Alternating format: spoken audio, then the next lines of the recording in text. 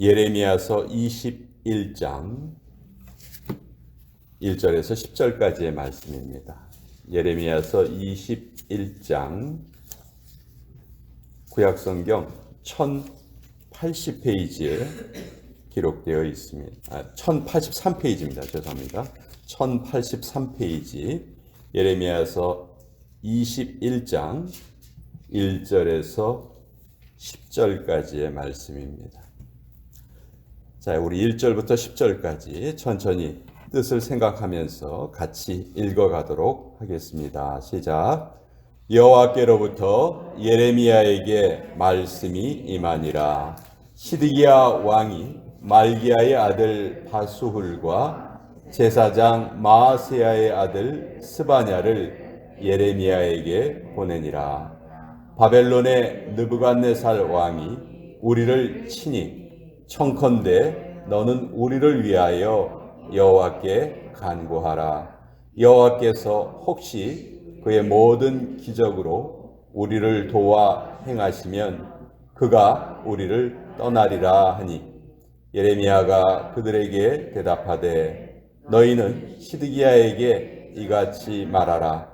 이스라엘의 하나님 여호와께서 이와 같이 말씀하시되 보라 너희가 성 밖에서 바벨론의 왕과 또 너희를 애워싼 갈대아인과 싸우는 데 쓰는 너희 손의 무기를 내가 뒤로 돌릴 것이요 그것들을 이 성 가운데 모아 드리리라. 내가 든 손과 강한 팔 곧 진노와 분노와 대노로 친히 너희를 칠 것이며 내가 또 사람이나 짐승이나 이 성에 있는 것을 다 치리니 그들이 큰 전염병에 죽으리라 하셨다 하라. 여호와의 말씀이니라.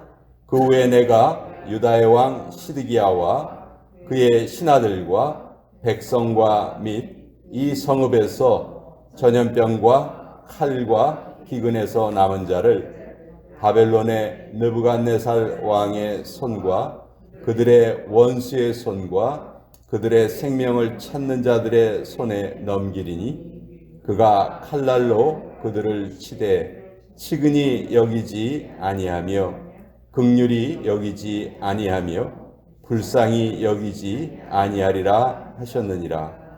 여호와께서 말씀하시기를 보라 내가 너희 앞에 생명의 길과 사망의 길을 두었노라. 너는 이 백성에게 전하라 하셨느니라.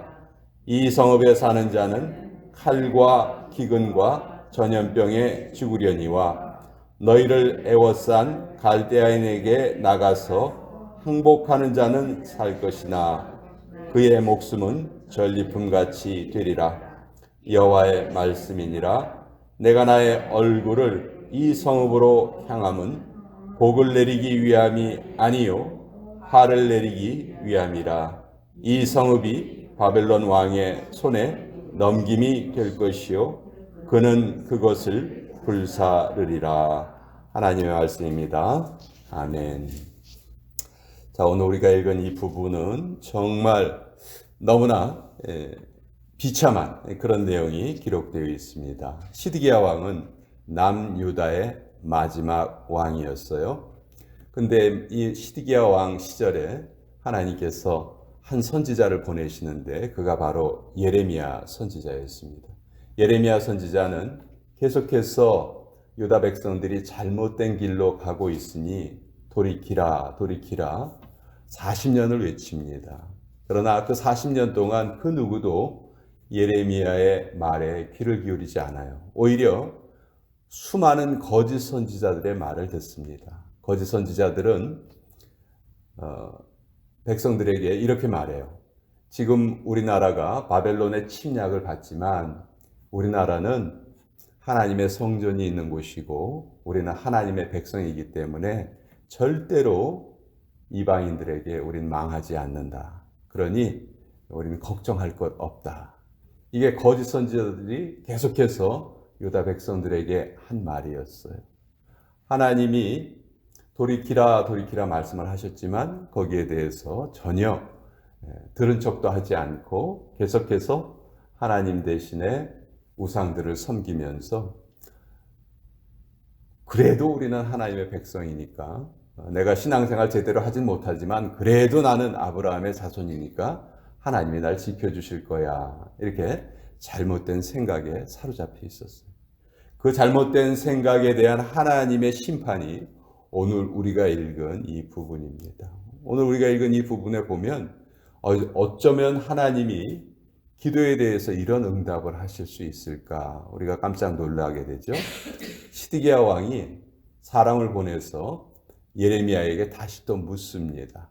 근데 사실 이것은 물을 이유도 없는 행위였어요. 왜냐하면 예레미야는 지금 이 예레미야서 21장에 기록된 내용을 40년 동안 계속 외쳐왔거든요. 수없이 외쳐왔거든요. 그러니까 이게 처음 듣는 말이 아니에요. 근데 똑같은 말을 여러 번 듣지만 그것에 대해서 돌이키려 하지 않는 그런 모습이 나타납니다. 자, 여기에서 시드기야 왕이 기도에 대해서 왜 하나님께서 응답하지 않으셨는가? 우리는 기도에 대한 아주 중요한 원리를 하나 배우게 되는데 시드기야 왕의 기도는요, 전심을 다한 기도가 아니었어요. 그러니까 무슨 얘기냐 하면 기도를 요청하는 자는, 기도하는 자는 먼저 기도의 자세를 이루어야 됩니다. 그 기도의 자세가 바로 되어 있다면 미처 우리가 기도하지 못한 것까지도 하나님께서는 다 풍성히 채워주시는 은혜로우신 하나님이십니다. 그렇지만 기도의 자세가 잘못된 상태에서는 아무리 오랫동안 기도를 하고 아무리 미사역으로 기도를 한다 해도 하나님께서 그것을 듣지 않으시죠. 지금 시드기야는 여호와의 응답이라면 내가 꼭 듣겠다 이런 태도로 기도를 부탁하는 것이 아니고요. 혹시 지금 우리가 이렇게 어려움을 당하고 있는데 혹시 하나님이 우리를 구해주시지 않을까. 그러니까 먼저 기도하는 자세가 된 다음에 기도를 해야 되는데 기도하는 자세가 전혀 되어 있지 않았던 것이지. 하나님을 자기가 원하는 것을 얻어내는 도구로만 알고 있었다는 것입니다. 그래서 하나님께서는 시드기야의 그 기도에 대해서 아주 심한 그런 책망과 심판의 메시지를 전해주시는 거예요.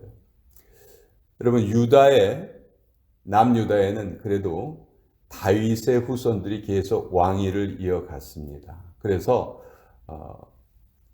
책망받은 왕들이 많지만 그래도 그 중에 하나님께 칭찬받는 왕들이 몇 명 있었어요. 다윗 왕 다음에는 여호사밧 왕이 좀 칭찬을 받았고 또 히스기야 왕도 아주 큰 칭찬을 받았고요. 또 마지막 하나님께 칭찬받았던 왕이 요시야 왕이에요. 요시야 왕. 이 요시야 왕 때 요시야가 하나님의 말씀으로 나라를 개혁하기 위해서 정말 무진 애를 썼습니다. 근데 이 요시야가 애굽과 바벨론의 전쟁에 휘말려서 죽지 않아도 되는 죽임을 당해요. 애굽이 바벨론과 싸우기 위해서 이스라엘을 거쳐서 싸움터로 가는데 길을 좀 비켜달라 그렇게 요시야 왕에게 부탁을 했거든요. 그냥 길을 비켜주면 되는 거예요. 또 애굽이란 나라는 이스라엘과 오래전서부터 서로 옆에 있기 때문에 잘 아는 나라거든요. 길을 비켜주면 되는데 요시야 왕이 이때 이 길을 비켜주지 않아요. 그래서 애굽 사람들하고 전쟁을 하다가 그만 거기서 죽임을 당하고 맙니다. 가장 안타까운 죽음이 저는 이 요시야 왕의 죽음인 것 같아요. 요시야 왕이 죽고 나서 이제 그에게 아들이 4명이 있었어요. 4명이 있었는데 그 4명의 아들 중에서 넷째 아들이 왕이 됩니다. 요시야의 뒤를 이어서 아들 넷 중에서 넷째 아들이 왕이 돼요. 근데 이 넷째 아들이 여호와 보시기에 악했어요. 그래가지고 이 넷째 왕을 넷째 왕이 왕위에 오래 머무르지를 못합니다. 애굽 왕이 또 이스라엘을 쳐들어와서 그걸 끌고 가요. 그 요시야 왕의 넷째 아들을 애굽으로 끌고 갑니다. 그리고 거기에서 죽어요. 애굽은 그 넷째 아들을 끌고 가면서 요시야의 둘째 아들을 왕으로 세웁니다. 이 둘째 아들이 바로 여호야김이에요. 여호야김. 제가 성이 김씨인데 여호야김은 왕들 중에서 참 못된 왕이었어요. 우리 김씨들 좀 반성 좀 해야 됩니다. 하나님의 말씀을 불에 태워서 다 예레미야가 하나님의 말씀을 이렇게 적으면요, 그것을 이제 바룩이라는 사람이 이제 적었거든요. 그럼 그것을 왕에게 읽으라고 갖다 주면은 그것을 칼로 이렇게 다 잘라가지고요, 그걸 불에 태워요. 그런 왕이 여호야김이었어요. 이게 요시야의 둘째 아들이에요. 그러니까 하나님이 이런 왕을 또 가만 버려두지 않으시겠죠. 이번에는 바벨론이 또 침략을 해서 이 여호야김을 칩니다. 그러니까 요시야의 둘째 아들은 바벨론에 의해서 죽임을 당해요. 그리고 바벨론은 이 요시야의 둘째 아들을 죽이고 그 둘째 아들의 아들을 왕으로 세워요. 그 왕의 이름이 여호야긴이에요. 긴. 여호야김의 아들이 여호야긴이에요. 아주 이름이 비슷해요. 혼동되기 참 쉽죠. 자, 근데 이 여호야김의 아들 여호야긴도 또 바벨론과의 사이가 좋지 못합니다. 그래서 바벨론 왕이 또 침략을 해요. 그리고 이번에는 요시야의 셋째 아들이었던 시드기야를 왕으로 세웁니다. 그러니까 유다의 그 마지막 시절의 그 역사가요, 너무너무 혼란스러운 거예요. 요시야가 아들이 4명이 있었고 손자들이 많이 있었는데 그 아들 4명 중에서 3명이 왕위에 오르고 또 손자 1명이 왕위에 올라요. 근데 이 왕위에 오른 이 4명이 전부 다 나라를 바른 길로 이끌어가지 못했던 거예요. 다 하나님의 명령에 불순종하는 왕들이었습니다. 그리고 이제 맨 마지막에 왕위에 오른 사람이 바로 시드기야예요. 요시야의 아들입니다. 요시야 아버지는 그렇게 선한 왕이었지만 시드기야 왕은 가장 악한 왕 중에 한 명이에요. 그 시절에 예레미야가 하나님의 말씀을 외쳤지만 결국 시드기야는 그 말을 듣지 않습니다. 듣지 않고 이제 오늘 예레미야서 21장은 마지막 위기의 순간에 바벨론이 남유다를 3번 침략을 해요. 크게 3번 침략을 해서 마지막 3번째 침략에 예루살렘이 무너지거든요. 예루살렘이 마지막 3번째 침략에서 함락당하는데 그 당시 예루살렘이 함락당할 당시의 왕이 바로 시드기야 왕입니다. 시드기야 왕은 예레미야의 말을 듣지 않고 끝까지 바벨론에 항복하려 하지 않아요. 예레미야는 하나님께서는 너희가 바벨론에 항복하고 포로로 끌려가기를 원하신다. 그러면 반드시 하나님께서 너희를 다시 돌아오게 하실 것이다. 이것이 하나님의 뜻이다. 이렇게 예레미야가 하나님의 뜻을 전하면 그것을 사람들이 믿지를 않습니다. 오히려 예레미야를 땅속에 파묻고 때리고 감옥에 가두고 그런 행위를 하는 거예요. 그래서 이제 이 마지막 시드기야 왕의 마지막은 하나님의 말씀을 듣지 않은 그 최후의 모습이 결국 자기가 보는 앞에서 바벨론이 그 시드기야의 아들들을 죽여버립니다. 아버지가 보는 앞에서 아들들을 죽여요. 그 아마 부모가 겪을 수 있는 고통 중에서는 가장 큰 고통일 거예요. 그렇죠? 자기 눈앞에서 자기의 자녀가 죽는 모습을 봐야 한다는 것처럼 비참한 일이 없죠. 시드기야 왕이 그것을 당해요. 그리고 그 아들이 죽는 것을 본 다음에는 바벨론 왕이 너 이제 뭐 볼 거 다 봤으니까 너는 뭐 볼 필요가 없다 더 이상. 그래서 두 눈을 빼버립니다. 자식들이 죽는 걸 보여주고 그 두 눈을 뽑아가지고 쇠사슬에 묶어가지고 바벨론에 끌려가요. 이것이 이제 시드기야 왕의 마지막 그 모습이고 이제 결국은 바벨론에 끌려가서 거기서 죽고 맙니다. 이것이 이제 유다가 이제 바벨론에 멸망을 당할 때의 모습이죠. 오늘 하나님께서 말씀하시기를 5절에 보시면요. 우리를 구해 주시옵소서 이렇게 지금 기도를 부탁하는데 하나님의 답변은 내가 든 손과 강한 팔, 곧 진노와 분노와 대노로 친히 너희를 칠 것이다. 하나님은 우리를 구해 주세요라고 기도하는데 No, 내가 너희를 오히려 심판하겠다. 이렇게 말씀하세요.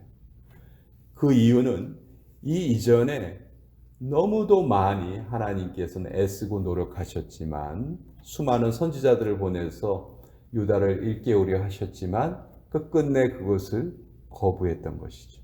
그리고 마지막 순간에 혹시나 하는 마음으로 기도했기 때문에 그 기도의 응답을 받을 수가 없었다. 제가 처음에 말씀을 시작을 하면서 기도가 응답받을 수 있는 첫 번째 조건은 먼저 기도할 수 있는 마음의 자세를 바로 해야 한다. 기도할 수 있는 자세가 이루어져 있다면 미처 구하지 못한 것까지도 하나님께서는 우리에게 베풀어 주시지만 기도할 수 있는 마음의 자세가 되어 있지 않으면 아무리 중언부언 오래 기도를 해도 하나님께서 듣지 않으신다는 것이죠. 그러면 기도할 수 있는 자세가 무엇입니까?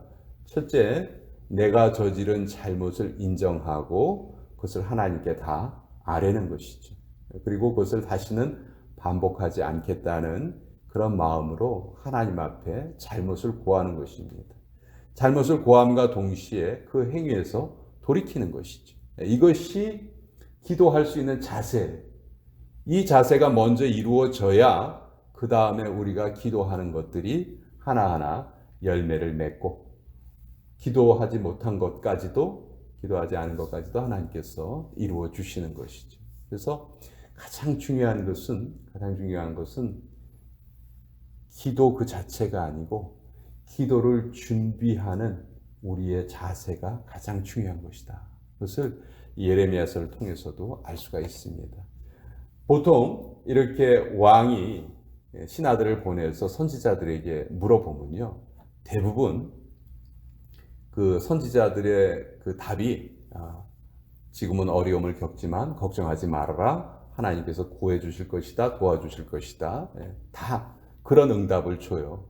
히스기야 왕도 아수르가 침입하려고 했을 때 그 아수르 왕이 모욕적인 편지를 그 히스기야에게 보냈을 때 그 편지를 들고 하나님의 전으로 올라갑니다. 그리고 그 편지를 펴놓고 하나님, 우리가 지금 이렇게 어려운 상황을 당했습니다. 하나님께서 도와주시옵소서. 이미 그때 히스기야의 태도는요. 하나님이 어떤 명령을 내리시든지 다 순종하겠습니다 하는 그 마음의 자세가 되어 있었던 것이죠. 반면에 이 시드기야는 2절에 보면 바벨론의 느부갓네살 왕이 우리를 치니 청컨대 너는 우리를 위하여 여호와께 간구하라. 여호와께서 혹시 그의 모든 기적으로 우리를 도와 행하시면 그가 우리를 떠나리라. 그러니까 여기서 보면은 시드기야 왕이 기도를 부탁하면서도 확신이 없죠. 혹시 우리가 기도했을 때 혹시 운이 좋으면 혹시 재수가 좋으면 우리 어려움에서 건져질 수 있으니까 기도 한번 해봐라. 이런 거죠. 그러니까 전혀 기도할 수 있는 자세가 이루어지지 않은 상태에서 기도를 부탁을 했고요. 하나님께서는 성경에 보면 여호와께서는 만홀히 여김을 당하지 않으신다. 그런 말이 있죠. 하나님께서는 우리 마음의 깊은 속을 다 알고 계시기 때문에 우리가 하나님을 속일 수가 없습니다. 하나님을 기만할 수가 없어요. 우리 마음의 동기를 하나님 다 알고 계시는 거죠. 그래서 기도는 이미 기도하기 전에 승부가 납니다. 기도하기 전에 우리 마음의 자세로 인해서 기도는 이미 다 승부가 나는 거예요. 그러니까 무엇이 중요합니까? 기도할 때 내가 어떤 말을 쓰는가, 얼마나 오래 기도하나, 얼마나 열심히 기도하나, 이게 중요한 것이 아니고 그 기도 이전에 내가 기도할 수 있는 마음의 상태가 되었는가, 하나님께 순종하고자 하는 마음이 있는가, 나의 모든 잘못을 다 하나님 앞에 숨기지 않고 내어놓고 그 잘못을 구하고 있는가, 이것이 우리 기도 응답의 가장 중요한 요소다 하는 것을 시드기야 왕을 통해서도 우리가 깨달을 수가 있습니다. 오늘은 유다의 마지막 왕 시드기야 왕의 스토리를 같이 한번 나누어 보았습니다.